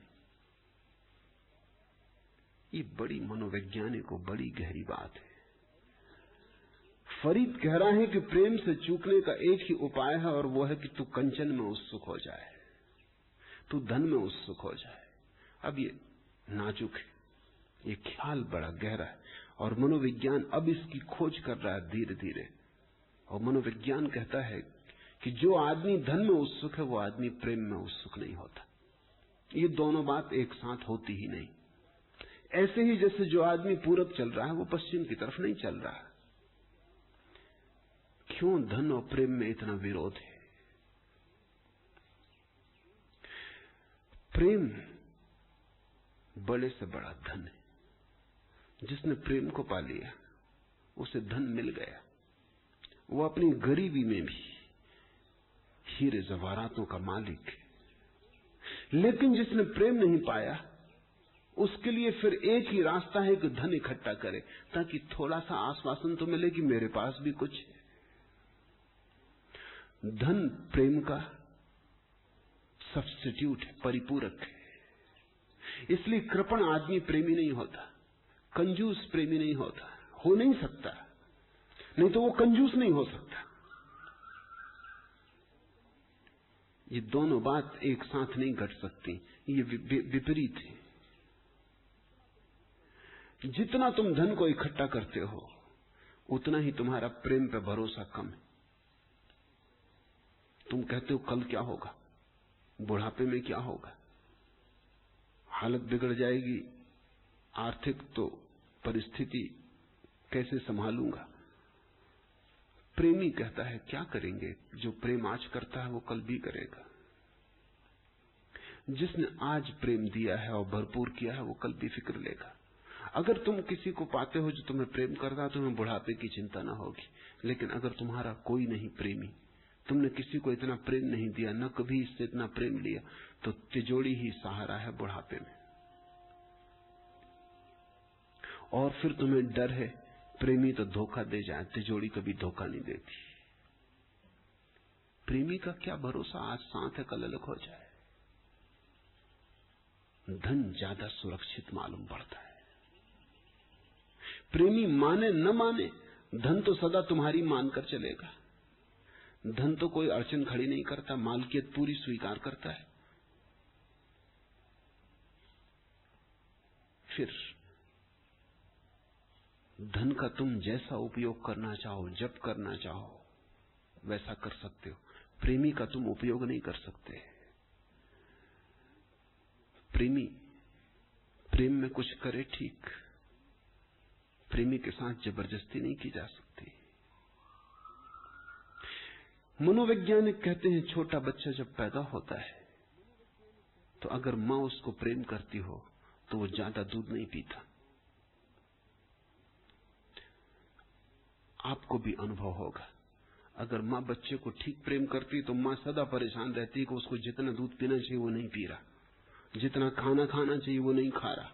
वो उसके पीछे लगी 24 घंटे के और खाओ। क्यों? क्योंकि बच्चा जानता है जिस स्तन से दूध अभी बहा प्रेम से भरा हुआ, जब भूख लगेगी फिर बहेगा, भरोसा है। लेकिन अगर मां बच्चे को प्रेम ना करती हो, नर्स हो, मां ना हो, तो बच्चा छोड़ता ही नहीं स्तन। क्योंकि बच्चे को डर है 3 घंटे बाद जब भूख लगेगी, नर्स उपलब्ध रहेगी नहीं रहेगी इसका कुछ पक्का नहीं। भविष्य अंधकारपूर्ण है। इसलिए तुम देखोगे जिन बच्चों को प्रेम नहीं मिला उनके पेट बड़े पाओगे, जिन बच्चों को प्रेम, अगर मां बड़े नहीं पाओगे। पेट बड़ा मां की तरफ से प्रेम नहीं मिला इसका सबूत है। बड़ा पेट ये कह रहा है कि थोड़ा भोजन हम इकट्ठा कर लें वक्त बेवक्त के लिए, क्योंकि कुछ भरोसा तो है नहीं। नर्स का क्या भरोसा? मां का अगर वो सिर्फ शरीर की ही मां हो और हृदय से प्रेम ना बहता हो, वो भरोसा ना हो, तो बच्चा बेचारा अपनी सुरक्षा कर रहा है। वो ये कह रहा है थोड़ा अतिरिक्त हमेशा रखना चाहिए, कभी रात भूख लगेगी कोई उठाने वाला ना होगा, तो पेट भरा होना चाहिए। तुम ध्यान रखना, गरीब लोग ज्यादा खाते हैं क्योंकि कल का भरोसा नहीं। अमीर की भूख ही मिट जाती क्योंकि जब चाहिए तब मिल जाएगा। अमीरों के पेट बड़े होने चाहिए वस्तुतः, लेकिन तुम पाओगे अकालग्रस्त क्षेत्रों में लोगों के पेट बहुत बड़े हो जाते, सारा शरीर सूख जाता, पेट बड़ा हो जाता, क्योंकि जब मिल जाता तब वो पूरा खा लेते, जरूरत से ज्यादा खा लेते, क्योंकि 2, 4, 5 दिन चलना पड़ेगा, क्या पता बिना खाने के चलना पड़ेगा।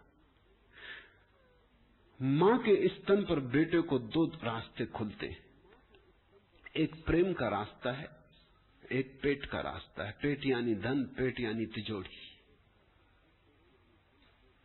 एक प्रेम का रास्ता है, प्रेम यानी प्राण, प्रेम यानी आत्मा। तिजोरी यानी शरीर, प्रेम यानी परमात्मा। तो जिनके जीवन में प्रेम की कमी है वो धन पर भरोसा रखेंगे। इसलिए फरीद कहता है, कंचन वन्ने पासे कलबती चिड़िया। और ध्यान रखना, प्रेम के रास्ते में धन के अतिरिक्त और कोई बाधा नहीं। अगर धन की तरफ झुका, लुभाया, तो आरे से चीर दिया जाएगा।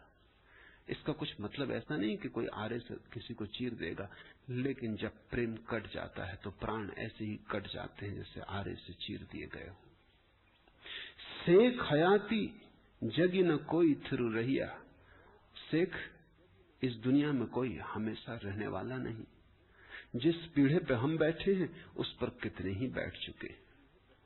वैज्ञानिक कहते हैं कि जिस जगह तुम बैठे हो वहां कम से कम 10 आदमियों की लाशें दफनाई जा चुकी। इंच इंच जमीन पर करोड़ों करोड़ों लोग दफनाए जा चुके। तुम भी थोड़े दिन बाद जमीन के भीतर होगे, कोई और तुम्हारे ऊपर बैठा होगा। परत दर परत मुर्दे दबते जाते। शेख, इस दुनिया में कोई भी हमेशा रहने वाला नहीं। बुद्ध का बड़ा प्रसिद्ध वचन है, सब्बे संखार अनिच्च। इस संसार में सभी कुछ बहावमान है, बहता जा रहा है, परिवर्तनशील है। इसमें कहीं भी कोई किनारा नहीं है। लहरों को किनारे मत समझ लेना और उनको पकड़ के मत रुक जाना। और जिस जगह तुम बैठे हो, बैठे बैठे अकड़ मत जाना, उसको सिंहासन मत समझ लेना। सब सिंहासनों के नीचे कब्रें दबी। जैसे कुलंग पक्षी कार्तिक में आते हैं, चैत में दावानल, सावन में बिजलियां आती हैं, और जाड़े में जैसे कामनी अपने प्रीतम के गले में बाहें डाल देती है, ऐसे ही सब क्षण भर को आता है और चला जाता है। इस सत्य पर तू अपने मन में विचार कर कि यहां सब क्षणभंगुर है। शाश्वत के सपने मत सजा। शाश्वत के सपने सजाएगा तो भटकेगा। क्षणभंगुर के सत्य को देख। इस पर तू अपने मन में विचार कर। मनुष्य के गढ़े जाने में महीनों लगते, टूट जाने में क्षण भी नहीं लगता। फरीद कहते हैं, जमीन ने आसमान से पूछा, कितने खेने वाले चले गए। शमशान और कब्रों में उनकी रूहें झिड़कियां झेल रही। चले चरणहार विचारा लई मनो। चलती हुई हालत है, चल ही रहे हैं मौत की तरफ। चले चरणहार, चल ही पड़े हैं। जन्म के साथ ही आदमी मरने की तरफ चल पड़ा है। चले चरणहार विचारा लई मन। ठीक से सोच ले, यहां घर बनाने की कोई जगह नहीं है। यहां रात रुक जा, ठीक मंजिल यहां नहीं। पड़ा हो बस, सुबह उठे और डेरा उठा लेना है। चले चरणहार विचारा लई मनो। गढ़े दियां छिमाए तुरंदियां ही को खनो। 6 महीने लग जाते हैं बच्चे के गढ़ने में, क्षण भर में मिट जाता है। मरने में क्षण भर नहीं लगता। जिमी पूछे आसमान, फरीदा खेवट की नहीं गए। जमीन आसमान से पूछती है, फरीद कितने खेने वाले, नावें चलाने वाले माझी आए और चले गए। जारण गोरा नाली उला में जी सहे। और अब वे कहां हैं जो बड़ा मस्तिष्क उठा के माझी बने थे, जो नाव पर अकड़ के बैठे थे, जिन्होंने सिंहासनों को शोभायमान किया था। वे अब सब कहां हैं? वे सब बड़े खेने वाले लोग कहां खो गए? शमशान और कब्रों में उनकी रूहें झिड़कियां झेल रही हैं। अब वे अपने लिए ही पछता रहे कि उन्होंने जीवन व्यर्थ खोया। अब वे रो रहे कि उन्होंने कुछ न किया जो करने योग्य था, और वह सब कमाया जो मिट्टी था। हीरे गंवाए, कंकड़ इकट्ठे किए, कूड़ा करकट संभाला, संपदा खोई। अब वे झिड़कियां झेल रहे हैं, खुद पछता रहे। जीवन जिसे तुम जीवन कहते हो जीवन नहीं, वो तो केवल मरने की प्रतीक्षा है। मृत्यु के द्वार पर लगा क्यों है? अब मरे तब मरे। एक और जीवन है, एक महाजीवन है। धर्म उसी का द्वार है। लेकिन जो इस जीवन को मृत्यु जान लेगा, वही उस महाजीवन की खोज में निकलता है। इस पर ठीक से सोचना। फरीद ठीक कहता है, खूब मन ठीक से विचार कर ले। यही जीवन हो सकता है। ये क्षणभंगुर जो अभी है और अभी गया, हवा के झोंके में कपते हुए पत्ते की भांति जो प्रतिपल मरने के लिए कप रहा है। सुबह के उगते सूरज में जैसे ओस समा जाती, विलीन हो जाती, खो जाती, ऐसा मौत किसी भी दिन तुझे तिरोहित कर देगी। ये तेरा होना कोई होना है। इस पर ठीक से विचार कर ले। जिन्होंने भी ठीक से विचार किया, वे ही नए अस्तित्व की खोज में लग गए। बुद्ध ने देखा मरे हुए आदमी को, पूछा अपने सारथी को, क्या हो गया इसे? सारथी ने कहा, सभी को हो जाता है, अंत में सभी मर जाते। बुद्ध ने कहा, रथ वापस लौटा ले। सारथी ने कहा, लेकिन हम युवक महोत्सव में भाग लेने जा रहे थे। वे आपकी प्रतीक्षा करते होंगे, क्योंकि राजकुमार गौतम ही युवक महोत्सव का उद्घाटन करने को था।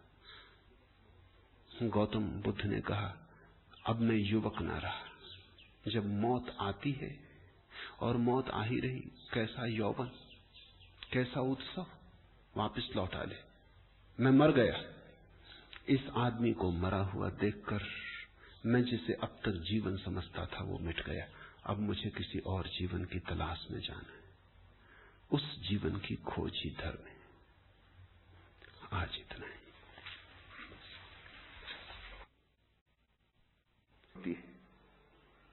सब ठीक ही होगा। मैंने सुना है कि मुल्ला नसरुद्दीन एक रात ज्यादा पी के मधुशाला से निकला। ठीक ठीक दिखाई नहीं पड़ रहा था कहां जाए। बामुश्किल तो मधुशाला के नौकरों ने उसे अपनी कार तक पहुंचाया। बामुश्किल आधा घंटे मेहनत करके किसी तरह उसने चाबी कार